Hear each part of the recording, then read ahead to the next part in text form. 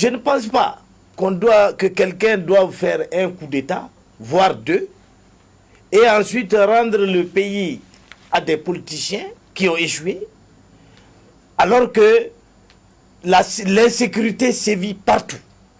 Je ne sais pas si le colonel Assimi en a le pouvoir ou la force, mais je serais à sa place. Moi, je décréterais qu'il n'y aurait pas d'élection avant le recouvrement de tout le territoire. Maintenant, il peut y avoir des soulèvements, il peut y avoir ce qu'il va y avoir. Moi, j'assumerai ainsi ma décision. Pas d'élection avant le recouvrement de l'intégrité territoriale du Mali. Mais un délai pour ça. Je n'ai pas besoin de délai. Voilà, maintenant la CEDEAO n'a qu'à prendre ses sanctions. On va vivre avec ça. Voilà, ça c'est ce que je crois. Qui fait qu'on peut être dans cette disette économique dont parlait à l'instant Diallo. Et puis, de quel argument peut disposer le gouvernement pour convaincre, par exemple, les partis politiques à l'accompagner dans le report, dans la compréhension, sans qu'on entre dans une autre crise? Votre question est très intéressante. D'abord sur le plan économique. Le Mali, depuis 2 ans ou 3, vit sur ses propres deniers. L'aide internationale est coupée de tous côtés, à commencer par l'aide au développement de la France, qui était notre principal soutien en Europe. Et du fait que la France est en brouille avec nous, tous les mécanismes de financement qui dépendent de la France au plan international sont également gelés. Donc nous vivons sur nos propres deniers. Et ces deniers-là vont prioritairement dans l'acquisition d'armement. Vous avez vu des avions, des blindés, des ceci, cela. La Russie ne nous les donne pas en aumône. On paye. Et la Russie ne fait même pas de crédit. Donc on paye rubis sur l'ongle. Ensuite, vous avez l'école, vous avez la santé, vous avez les routes. Tout ça doit être financé. Et s'il en reste quelque chose, je ne pense pas que ce soit suffisant pour tenir des élections. Et donc, il faut attendre d'avoir les moyens pour tenir des élections.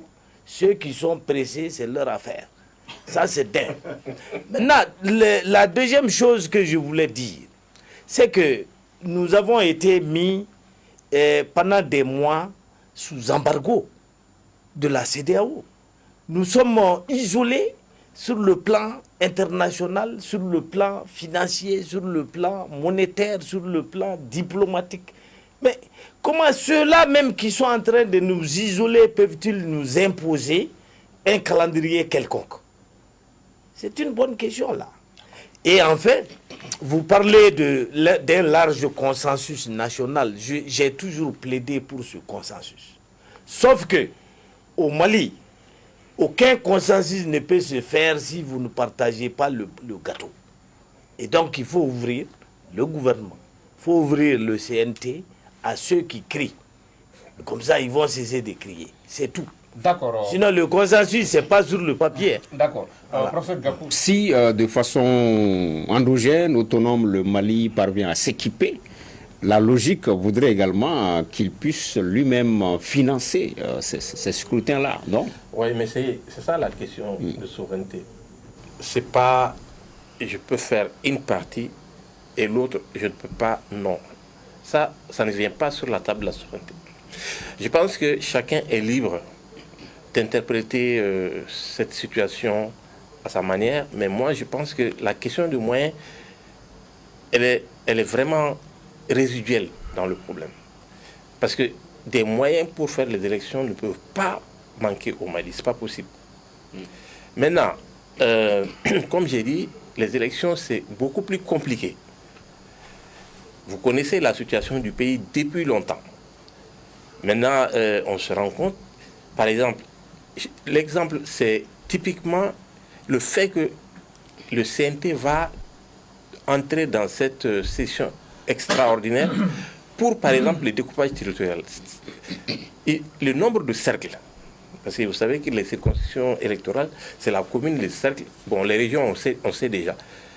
Le nombre de cercles, peut-être que ça sera multiplié par 3, mais ça change les données électorales. Sans parler de tout ce que vous entendez sur la carte biométrique.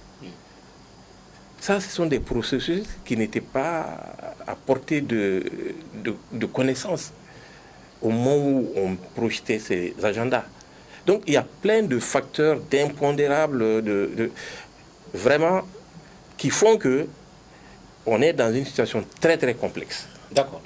Diallo, la solution, un communiqué officiel du gouvernement pour expliquer l'annulation ou le report, je ne sais pas c'est lequel des deux mots, annulation ou report des étapes d'Ansongo et de Bourem. Mais Maître Cheikh Omar Konaré, lorsqu'on aura dit ça, est-ce que échec ou réussite, quand même l'étape de Gao s'est très bien passée, mais l'annulation de celle d'Ansongo et de Bourem, est-ce que ce n'est pas une tache noire finalement sur ce périple-là?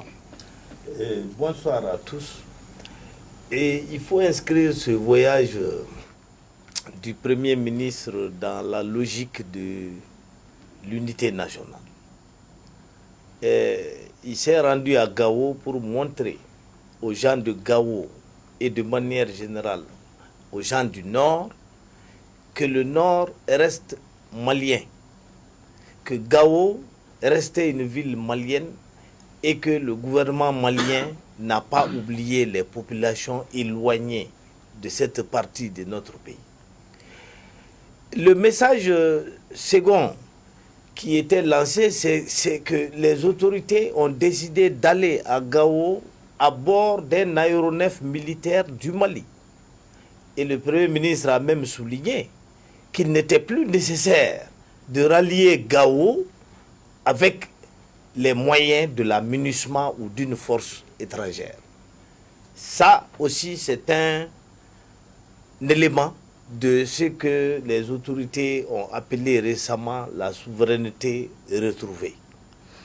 Et enfin, les projets qui ont été expliqués, dévoilés à Gao montrent bien que l'État se préoccupe du développement ou de la poursuite du développement de ces régions du Nord-là.